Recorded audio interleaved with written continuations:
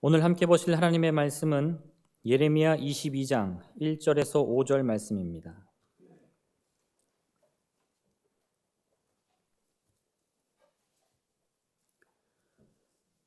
예레미야 22장 1절에서 5절 말씀 제가 봉독하겠습니다. 여호와께서 이와 같이 말씀하시되 너는 유다 왕의 집에 내려가서 거기에서 이 말을 선언하여 이르기를 다윗의 왕위에 앉은 유다 왕이여 너와 내 신하와 이 문들로 들어오는 내 백성은 여호와의 말씀을 들을지니라. 여호와께서 이와 같이 말씀하시되 너희가 정의와 공의를 행하여 탈취당한 자를 압박하는 자의 손에서 건지고 이방인과 고아와 과부를 압제하거나 학대하지 말며 이곳에서 무죄한 피를 흘리지 말라. 너희가 참으로 이 말을 준행하면 다윗의 왕위에 앉을 왕들과 신하들과 백성이 병거와 말을 타고 이 집 문으로 들어오게 되리라. 그러나 너희가 이 말을 듣지 아니하면 내가 나를 두고 맹세하노니 이 집이 황폐하리라. 여호와의 말씀이니라. 아멘. 유다의 수도이자 다윗의 성이라고 불리는 예루살렘에는 두 개의 중요한 건물이 있었습니다. 하나는 왕이 거주하는 왕궁이고 다른 하나는 하나님의 집인 성전입니다. 왕궁에서는 왕이 거주할 뿐만 아니라 나라를 다스리는 여러 가지 일들이 이루어지고 성전에서는 하나님께 예배하는 여러 일들이 이루어졌습니다. 오늘날에도 국가의 지도자들이 거주하는 곳이 있고 또 하나님께 예배드리는 교회가 있습니다. 그런데 오늘날에 이 관계보다 유다에 있어서 왕궁과 성전의 관계는 아주 특별했습니다. 유다라는 나라는 출애굽이라는 하나님의 기적에 의해서 그 민족이 시작되었고 가나안 땅에 도착하여서 그 땅을 차지하고 나라를 세우는 과정도 하나님의 인도하심으로 이루어졌습니다. 그래서 이 나라의 지도자인 왕이 되려면 하나님의 인정을 받아야 했습니다. 이스라엘의 첫 번째 왕인 사울과 그 뒤를 이어서 왕이 된 다윗은 둘 다 하나님의 사람에 의해서 기름 부음을 받아 왕이 되었고 또 왕이 된 이후에도 계속해서 하나님께 인정받는 사람이 되어야 했습니다. 왜냐하면 왕은 하나님의 백성들을 이끄는 지도자였고 이 나라는 하나님께서 택하신 나라였기 때문입니다. 그렇기에 왕궁과 성전은 아주 특별했고 서로 인접해 있었습니다. 오늘 우리가 함께 본 예레미야서 22장 처음 말씀을 보면 예레미야가 유다 왕의 집에 내려가서 말씀을 전하라 이렇게 나옵니다. 왕궁과 성전이 인접하여 있었는데 성전은 좀 높은 데 있었고 왕궁은 좀 낮은 지대에 위치하고 있었습니다. 그래서 22장 1절 말씀에 나오는 것 같이 예레미야가 성전에서 왕의 집인 궁전으로 내려가서 문자 그대로 내려가서 하나님의 말씀을 전했다라는 겁니다. 지난번 예레미야서 7장에서 우리는 성전 앞에서 하나님의 말씀을 전하는 예레미야의 모습을 보았습니다. 오늘은 궁정에서 하나님의 말씀을 전합니다. 그래서 예레미야서 22장은 궁정설교라는 별칭이 붙어 있습니다. 예레미야서 7장이 성전설교라면 예레미야서 22장은 궁정설교입니다. 예레미야서 7장은 하나님의 백성과 예배하러 나오는 사람들에게 전하는 하나님의 말씀이라면 예레미야서 22장은 왕과 지도자 그리고 국가라는 공동체에 전하는 말씀입니다. 오늘날로 이야기하면 7장은 신앙인과 교회 성도들에 대한 말씀이고 22장은 나라와 그리고 공동체와 단체를 이끄는 지도자들을 위한 말씀, 그 공동체에 주시는 말씀이 되어진다는 겁니다. 예루살렘에 성전과 왕궁이 인접해 있었던 것 같이 여러분 오늘날의 우리 신앙인과 교회는 사회와 국가와 분리된 존재가 아닙니다.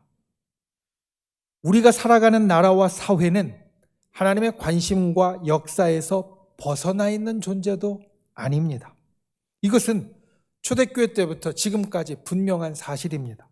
디모데전서 2장 1절과 2절 말씀에 보면 이와 같은 말씀이 있는데, 그러므로 내가 첫째로 권하노니 모든 사람을 위하여 간구와 기도와 도고와 감사를 하되 임금들과 높은 지위에 있는 모든 사람을 위하여 하라. 이는 우리가 모든 경건과 단정함으로 고요하고 평안한 생활을 하려 함이라.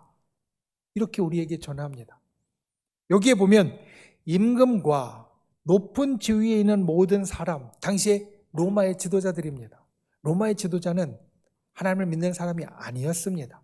하나님을 아직 모르는 사람이었습니다. 물론 아주 이후에 로마의 황제들은 이제 하나님을 믿는 사람이 되었지만, 이 디모데 전서가 선포되어졌을 때는 그들은 하나님을 모르는 사람들이었습니다.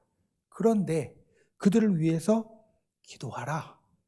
임금들과 높은 지위에 있는 사람들을 위하여 기도하라라고 말합니다. 왜냐하면 나라와 공동체는 신앙인이라 할지라도 우리가 살아가는 삶의 공간이고 또 우리의 교회가 서 있는 자리가 되기 때문입니다. 우리 교회가 온 땅과 온 세계를 품고 나아간다 할지라도 우리가 살아가는 이 나라와 우리가 속한 이 공동체는 우리 교회가 할 가장 본연의 일, 영혼을 구원하고 복음을 선포하는 일의 1차적인 대상이고 가장 중요한 존재가 되어집니다. 그렇기 때문에 오늘날도 교회와 나라와 사회가 서로 분리되고 떨어진 것이 아니라 우리가 함께 기도하고 또 같이 나아가야 할 대상이 되어진다는 겁니다. 그렇다면 나라를 위해, 지도자들을 위해 우리가 무엇을 기도할 것인가? 내가 지도자라면, 또 내가 지도자가 되기 원한다면 무엇을 준비하고 기도해야 될 것인가? 오늘 왕 앞에서, 궁전에서 예레미야를 통해 전해지는 이 하나님의 말씀을 통하여서 우리가 우리 자신과 또 이 땅의 지도자들과 이 나라와 우리가 살아가는 이 공동체를 향해 하나님께서 갖고 계신 주의 마음과 교훈을 살피고 또 새길 수 있는 분들이 되시기를 예수님의 이름으로 축원을 드립니다. 오늘 말씀의 제목이 축복을 가져오는 참된 지도자입니다. 여러분, 축복을 가져오는 참된 지도자, 오늘 말씀 가운데 우리가 보기 원하는 그러한 지도자는 어떤 지도자냐? 첫 번째로 정의와 공의를 행하는 자입니다. 예레미야의 궁전 설교, 그 요약은 오늘 우리가 본 말씀 가운데에서 3절부터 5절에 등장합니다. 예레미야가 왕들 앞에서, 왕 앞에서, 그리고 백성의 지도자들 앞에서 행한 궁정 설교의 요약은 3절에서 5절에 등장하는데, 그 가운데 가장 중요한 것은 3절에 제일 처음에 나오는 것입니다. 여호와께서 이와 같이 말씀하시되 너희가 정의와 공의를 행하라.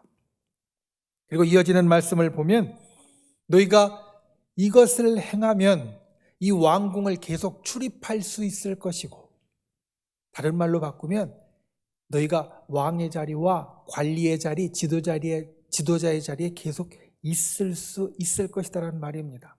왕이 아니면 왕궁에 들어가지 못하고 지도자가 아니면 들어갈 이유도 없습니다.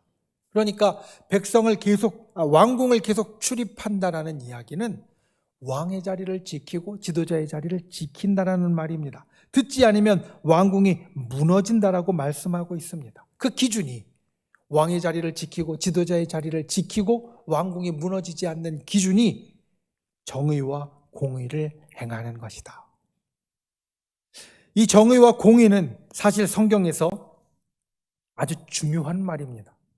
시편 89편 14절에 보면 의와 공의가 주의 보좌의 기초라 라고 선언합니다.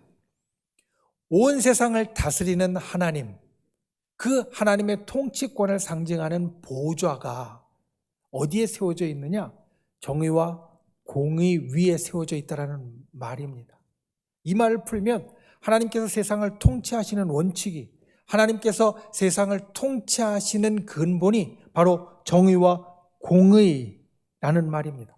그리고 이 하나님의 통치의 원칙은 하나님께서 세우신 이 세상의 통치자들, 대리자들에게 전달됩니다. 시편에는 왕의 즉위식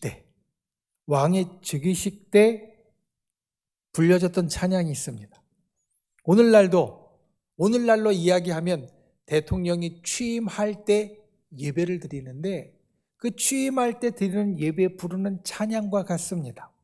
왕이 즉위할 때 부르는 찬양, 시편 72편이 그 중에 하나인데 그 1절은 이렇게 이야기합니다. 하나님이여 주의 판단력을 왕에게 주시고 주의 공의를 왕의 아들에게 주소서. 이게 왕의 즉위식 때 부른 찬양의 첫 번째 구절입니다. 하나님께서 이 왕을 왕되게 하시는데 왕에게 판단력과 공의를 주옵소서 구하는 겁니다. 근데 여러분 여기에 판단력, 이 판단력이라고 우리말로 옮겨진 말이 원어로 하면 정의, 오늘 본문의 정의라는 것과 똑같은 말입니다. 정의와 공의를 왕에게 주옵소서, 이제 막 통치하기 시작하는 왕에게 주옵소서라는 말입니다. 그리고 이 정의와 공의는 지금 다스리고 있는 왕뿐만 아니라 이제 미래에 하나님께서 허락하실 아주 이상적인 왕, 미래에 우리가 꿈꾸는 그 나라의 통치자의 덕목으로도 등장합니다. 이사야서 9장 7절 말씀에 보면 그 정사와 평강의 더함이 무궁하며 또 다윗의 왕자와 그의 나라에 군림하여 그 나라를 굳게 세우고 지금 이후로 영원히 정의와 공의로 그것을 보존하실 것이라.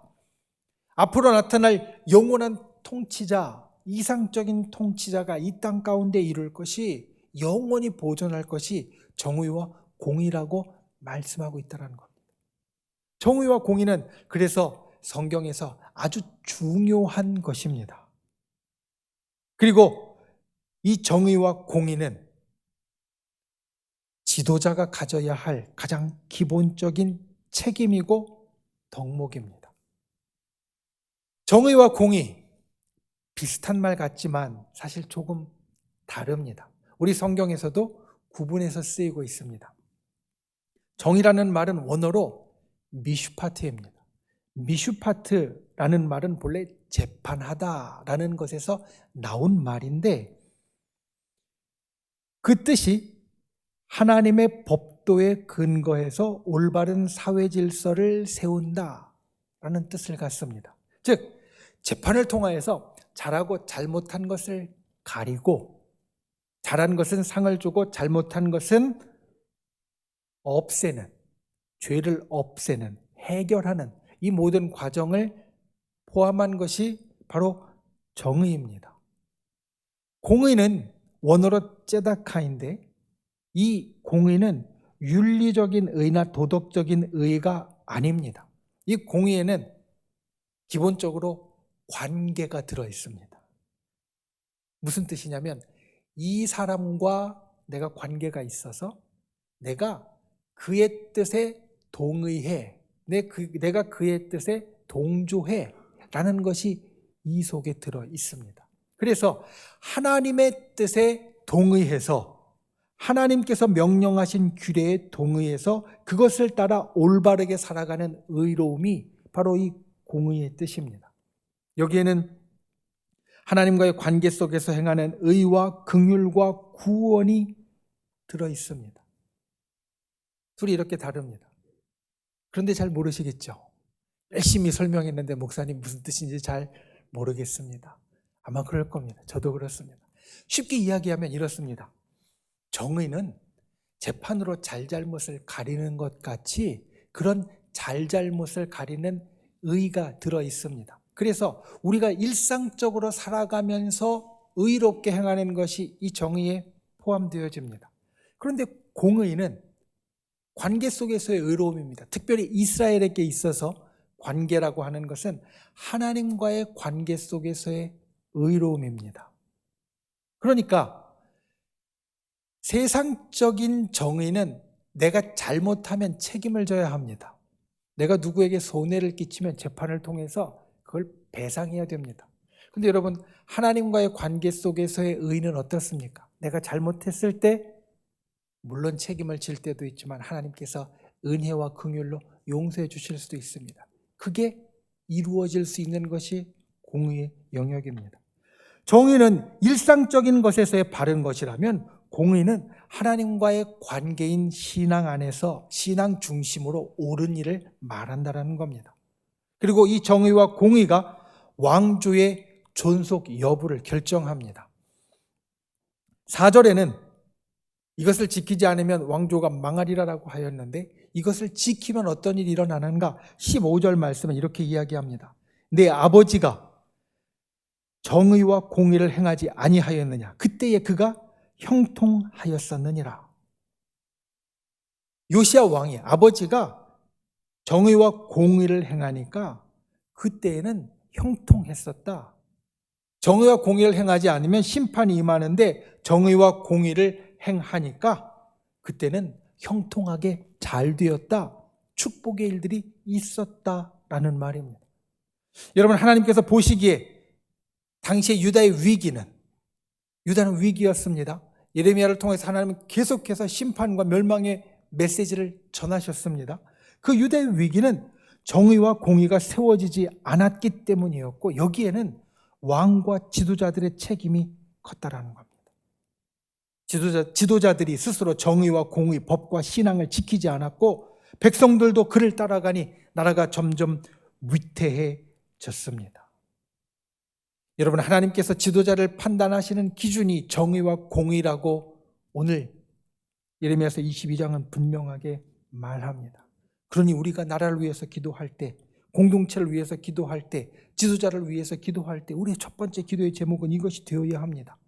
정의와 공의를 행하게 하시고 정의와 공의가 세워지게 하여 주옵소서.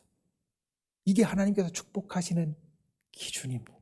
이것이 있으면 하나님께서 축복하시고 형통하게 만드시고 이것이 없으면 그 반대로 가게 된다는 겁니다. 저와 여러분이 때로는 지도자로서 또는 우리가 사는 이 나라와 이 공동체의 지도자를 위해서 기도할 때에 오늘 말씀처럼 지도자의 근본 책임인 정의와 공의를 실천하고 그 정의와 공의가 이 나라 속에서 이 공동체 속에서 이루어지기를 기도하는 저와 여러분이 되시기를 주님의 이름으로 부탁을 드립니다. 저와 여러분이 공동체를 이끄는 지도자가 될 때 또는 지도자를 바라볼 때 그 가운데 정의와 공의가 세워져서 하나님께서 약속하신 축복의 일이 내가 있는 이 공동체에 이루어질 수 있기를 기도하는 저 여러분이 되시기를 주님의 이름으로 축원을 드립니다. 두 번째로 축복을 가져오는 참된 지도자는 어떤 지도자인가? 아래와 위를 살피는 사람입니다. 유다의 지도자와 왕을 향한 예레미야의 궁정설교, 이 선포는 22장의 앞뒤에 사실 등장합니다. 21장 11절부터 유다의 왕의 집, 왕가에 내리는 심판과 경고의 말씀을 기록하고 있고 오늘 우리가 본 말씀 22장 1절부터 5절까지 그 말씀의 요약을, 그리고 10절부터 30절까지는 유다의 마지막 왕들 한 사람 한 사람 이름을 대면서 그들에게 구체적인 경우로 적용하고 마지막 23장 1절부터 8절까지는 악한 목자들, 악한 지도자들과 그들에 대한 심판, 그리고 의로운 왕, 정말 좋은 지도자들에 대한 약속이 선포되어집니다. 그 가운데 10절부터 30절까지의 말씀, 거기에는 우리가 그냥 정의와 공의를 행하는 왕이라고 하면 알아채기 어려운, 왜냐하면 정의와 공의라는 것 좋은 것은 아는데 실제로 우리가 살면서 무엇이 정의고 무엇이 공의인지 애매할 때도 있고 또 구체적으로 어떤 것인지 우리가 궁금할 때도 있는데 그것이 어떻게 왕들의 일상 가운데 적용되는지 그것을 우리들에게 보여줍니다. 22장 10절에서 12절은 살룸이라는 왕에 대해서 말합니다. 이 살룸이라는 왕은 다른 곳에서는 여호아하스로 나오는 요시아의 네 번째 아들입니다. 그는 아버지를 이어서 왕이 되었지만 석 달 만에 애굽의 포로로 끌려가서 죽음을 맞이합니다. 그래서 이 말씀 가운데 보면 이미 죽은 왕인 요시아, 그 요시아를 위해 울지 말고 아직은 살아있는 왕인 너희 왕을 위해서 슬퍼하라. 잘못되었다 말합니다. 13절에서 19절은 여호아하스를 이어 왕이 된 요시아의 둘째 아들 여호야김에 대한 선포입니다. 이 선포가 사실은 중요합니다. 길고 구체적으로 우리에게 내용을 말하고 있기 때문입니다. 그런데 이 선포는 이렇게 시작합니다. 화 있을진저. 우리말 성경 13절을 보면 사실 그렇지 않습니다. 우리말 성경 13절은 불의로 그 집을 세우며 라고 시작해서 제일 마지막에 화 있을진저 라고 마무리 짓고 있는데, 그런데 우리말은 동사가 수어가 제일 마지막에 나오니까 이게 끝에 나왔지만 이스라엘 말, 원래 구약성경에 기록된 히브리 말은 동사가 제일 앞에 나옵니다. 그러니까 화 있을진저가 제일 앞에 나오고 화를 선포한 이후에 왜 화가 있는지에 대해서 설명하는 형태를 갖고 있습니다. 13절에 보면 불의로 그 집을 세우며 부정하게 그 다락방을 지으며 자기의 이웃을 고용하고 그의 품삯을 주지 아니하였다라고 하여서 이 여호야김의 불의함과 포악함을 말하고, 15절에 보면 내가 백향목을 많이 사용하여 왕이 될 수 있겠느냐? 백향목은 왕궁과 성전 같은 아주 중요한 건축물을 지을 때 쓰는 아주 귀한 자재입니다. 일반 사람은 사실 구경도 할 수 없고 쓸 수도 없습니다. 그런데 그 귀하고 비싼 것을 갖고 있다고 해서 왕이 될 수 없다는 말입니다. 17절에는 내 두 눈과 마음은 탐욕과 무지한 죄를 흘림과 압박과 포악을 행하려 할 뿐이니라 라고 말하여서 여호야김이 왕인데 개인적인 욕심, 개인적인 이익을 탐한다라고 지적합니다. 마지막 19절에 보면 그의 최후에 대해서 말합니다. 그가 끌려 예루살렘 문 밖에 던져지고 나귀같이 매장함을 당하리라. 왕인데 동물처럼 비참한 최후를 맞이하리라 라는 예언입니다. 여호야김이 불의하고 포악하며 부와 개인적인 욕심을 탐하는 것은 왕으로서 또는 지도자로서 하지 말아야 할 것이었습니다. 자기가 아무리 강력한 권한이 있다 할지라도 하나님께서 기대하시는 정의와 공의에 어긋나는 행동이었습니다. 그래서 이 여호야김에게 비참한 심판이 임할 것입니다. 20절에서 23절에는 너라는 존재가 등장합니다. 우리가 성경을 볼 때 아무 생각 없이 그 앞에 절부터 이어나가면 여기에 너는 앞에 나왔던 여호야김을 이야기하는구나 라고 생각할 수도 있습니다. 그런데 조금 다릅니다. 우리말의 너는 남자와 여자를 구분하지 않습니다. 그런데 히브리어의 너는 남자와 여자를 구분합니다. 여기에 너는 여자입니다. 그러니까 만약 그 앞에 있었던 여호야김을 말하려면 남자인 너를 썼어야 했는데 여기엔 여자인 너를 썼습니다. 그러면 혹시 유다의 마지막 왕들 가운데 여자 왕이 있나? 생각해 보면 없습니다. 그러니까 여기에 너는 누구를 의미하느냐? 땅이나 자연을 이야기할 때 히브리어는 여성 대명사를 씁니다.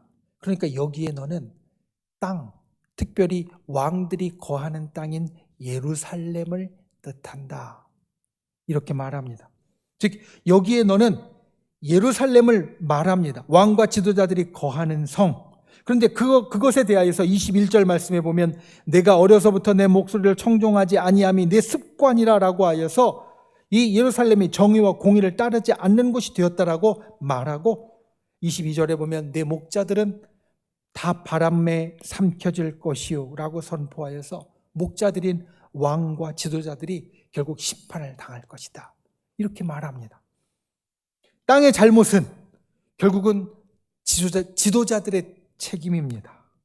그래서 지도자들이 중요하다는 것을 다시 한번 이야기한 후에 24절부터 30절 22장의 마지막은 고니야에 대해 말합니다. 고니야는 성경의 다른 곳에 여고냐 그리고 여호야긴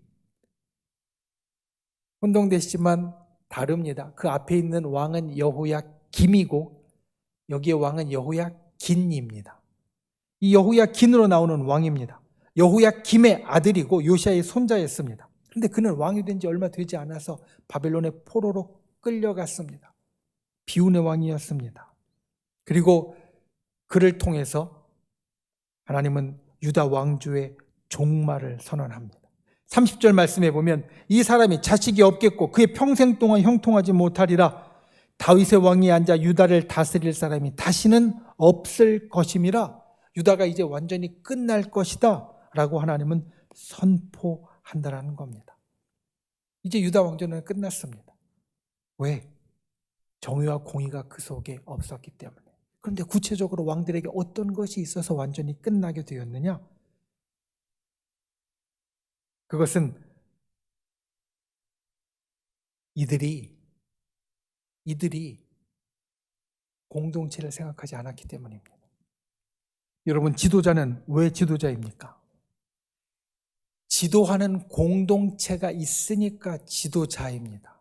흔히 사람들이 이야기하는 혼자 독고다이라고 이야기하는 사람은 위인은 될 수 있고 탁월한 사람은 될 수 있지만 지도자는 될 수 없습니다. 왜냐하면 지도자는 그를 따르는 공동체, 그가 속한 여러 사람들이 있어야만 지도자이기 때문입니다.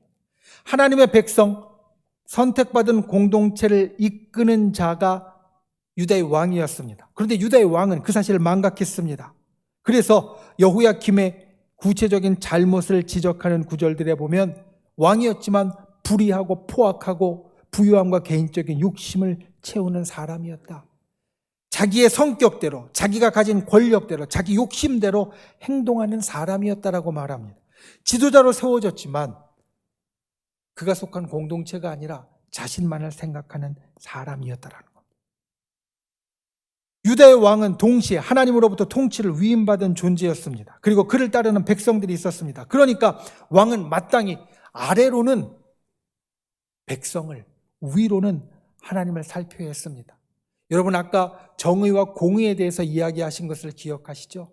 왕은 아래로는 백성들 가운데 정의를 행해야 하고 위로는 하나님 앞에서 공의를 행해야 했습니다. 그런데 그렇지 못했습니다. 자기만 생각했습니다. 오늘날의 지도자들 우리가 생각하면 이 말씀이 어떻게 적용될 수 있을까 의아할 수 있습니다. 왜냐하면 오늘날의 지도자들 가운데에는 하나님을 모르고 하나님을 믿지 않는 사람도 많기 때문입니다. 그런데 마찬가지입니다. 하나님을 알지 못하고 하나님을 믿지 않아도 흔히 지도자의 덕목 가운데 이야기하는 것이 하늘이 있는 줄 알라, 하늘을 두려워하라 라는 말이 있습니다. 이 땅에 아무리 큰 지도자라 할지라도 그 밑에 자기가 이끌고 가는 공동체가 있을 뿐 아니라 하늘이 있습니다. 자기 위에도 있습니다. 그래서 아래와 위를 함께 살피는 것이 중요하다라는 겁니다. 나는 왕이 아니니까 괜찮아.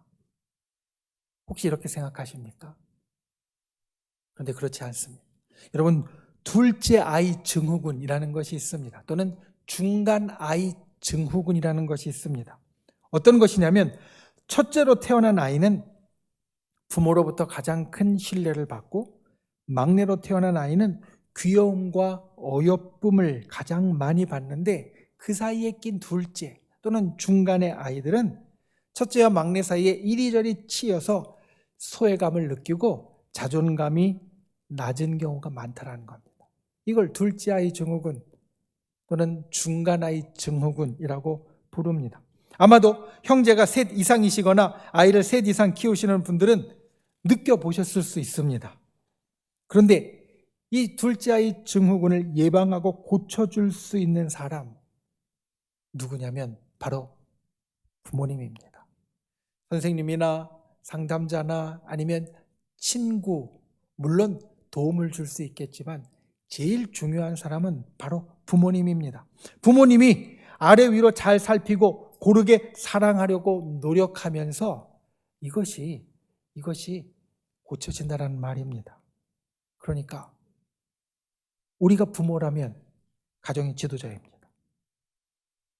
나는 왕이 아니니까 상관없어, 이게 아니라 우리는 어딘가 내가 속한 데에서, 때로는 아주 작은 게 될 수도 있고 때로는 좀 큰 것이 될 수도 있지만 그 가운데 우리는 지도자가 되고 또 지도자가 앞으로 될 수 있다라는 말. 그러니까 우리가 이 말씀을 기억해야 합니다. 우리는 크고 작은 공동체의 지도자이고 또 지도자가 됩니다. 그리고 또 지도자를 위해서 기도하는 사람입니다. 그러니 하나님께서 지도자에게 바라시는 것, 아래와 위를 살피는 것, 이것이 우리에게 있어야 합니다. 우리가 지도자로서 내 욕심을 차리는 것이 아니라 아래와 위를 살피는 지도자가 될 때 공동체의 축복을 가져옵니다. 발전을 가져옵니다. 저와 여러분이 그런 지도자가 될 때 내가 속한 이곳이 형통하고 또 축복 가운데 살아가게 된다는 말씀입니다. 저와 여러분이 이런 지도자가 되기를 주님의 이름으로 축원을 드립니다. 그리고 우리가 지도자를 위해서 기도할 때도 우리의 지도자가 이렇게 되게 하옵소서라고 기도하는 분들이 되시기를 예수님의 이름으로 축원을 드립니다. 말씀을 맺습니다. 예레미야서 23장 5절과 6절 말씀 함께 보겠습니다. 아까 말씀드린 대로 이 궁정설교 제일 끝에 이상적인 왕에 대해서 우리에게 이야기하는 말씀입니다. 예레미야서 23장 5절과 6절 말씀 함께 읽겠습니다. 여호와의 말씀이니라. 보라, 때가 이르리니 내가 다윗에게 한 의로운 가지를 일으킬 것이라. 그가 왕이 되어 지혜롭게 다스리며 세상에서 정의와 공의를 행할 것이며 그의 날에 유다는 구원을 받겠고 이스라엘은 평안히 살 것이며 그의 이름은 여호와 우리의 공의라 일컬음을 받으리라. 아멘. 참된 지도자는 이러이라는 말씀입니다. 정의와 공의를 행할 것이다. 우리가 앞에서 많이 본 것입니다. 그런데 이 말씀을 함께 읽은 이유는 참된 지도자가 정의와 공의를 행할 때 어떤 일이 나타나는지 이 말씀은 보여주고 있기 때문입니다. 지혜롭게 다스리며 여러분 이 말씀을 보면 난하주가 있습니다. 성경에 보면 성경의 이 말은 이렇게 우리말로 옮길 수도 있습니다 라는 걸 표시하는 게 있고요. 그걸 난하주로 밑에다 적고 있는데 이 말씀 지혜롭게 다스리며를 어떻게 우리말로 다르게 바꿀 수 있는가 이렇게 말합니다.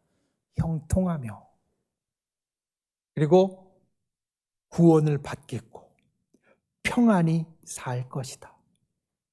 이게 참된 지도자가 공동체에 가져오는 일이라는 겁니다.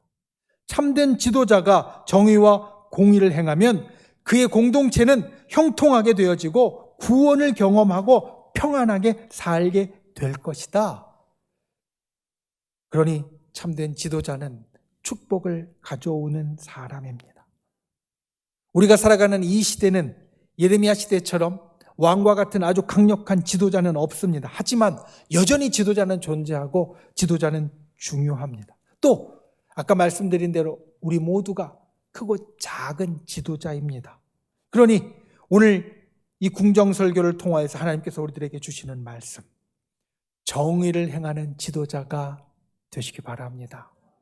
아래와 위를 살피는 지도자가 되시기를 바랍니다.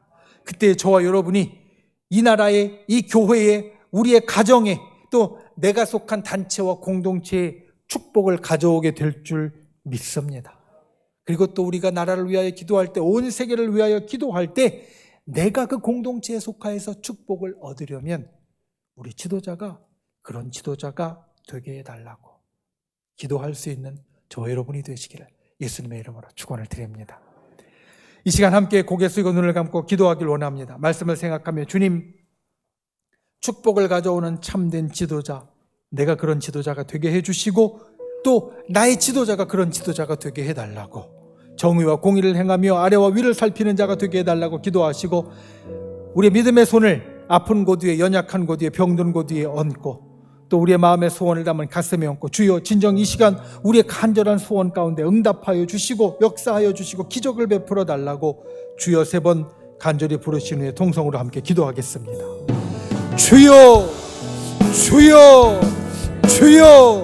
귀하신 아버지 하나님, 주께서 우리를 붙잡아 주시고 아버지 하나님의 놀라우신 은혜와 권능으로 살펴주시니 감사를 드리고, 주님, 우리가 살아가는 이 땅이 하나님께서 축복하시는 주의 형통과 구원과 평안이 넘치는 땅이 되어주길 원합니다. 그러기 위하여서 오늘 우리에게 주신 말씀처럼 우리의 지도자가 평화와 공의를 행하며 아래와 위를 살피는 자 되게 하여 주시고, 우리도 그런 지도자가 되게 하여 주시옵소서. 이 시간 믿음의 손을 얹고 간구하는 우리의 기도에 응답하여 주시되, 주님 진정 우리의 병들고 연약하고 힘들고 괴롭고 어려운 것 주께서 이 시간 고쳐주시고 회복시켜 주시고 기적을 일으켜 주시옵소서.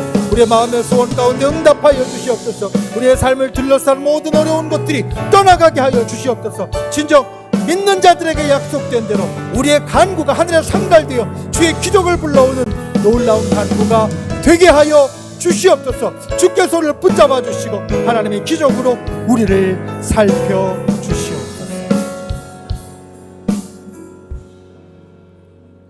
주님, 우리가 살아가는 이 땅이, 이 나라가, 이 교회가, 우리의 가정과 우리의 공동체가 오늘 말씀처럼 축복의 공동체가 되길 원합니다. 형통하고 구원을 경험하며 또한 평안을 경험하는 공동체가 되길 원합니다. 우리의 지도자가 오늘 주의 말씀과 같은 지도자가 되게 하여 주시옵소서. 정의와 공의를 행하며 아래와 위를 살피는 자가 되게 하여 주시옵소서. 진정 우리가 살아가는 이곳이 하나님의 축복의 처소가 되도록 주께서 인도하여 주시옵소서. 주님, 믿음의 손을 얹고 우리가 이 시간 기도했습니다.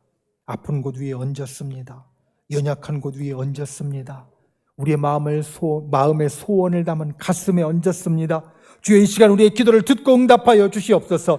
믿는 자들에게 약속된 그 말씀대로 주께서 우리의 삶에 기적을 일으켜 주시옵소서. 나사렛 예수의 이름으로 명하노니 우리를 둘러싸고 있는 모든 어둠의 세력들은 그 묶음을 놓고 떠나갈지어다, 떠나갈지어다, 떠나갈지어다. 주여, 하늘의 기적을 주의 백성들의 삶 가운데 일으켜 주시옵소서. 돌아가는 발걸음 지켜주시고 한 주간 하루하루 살아갈 때 주님께서 우리와 동행하여 주셔서 우리의 삶의 평안과 그리고 우리의 삶의 주의 보호하심이 항상 있게 하여 주시옵소서. 예수 그리스도의 이름으로 간절히 기도하옵나이다. 아멘.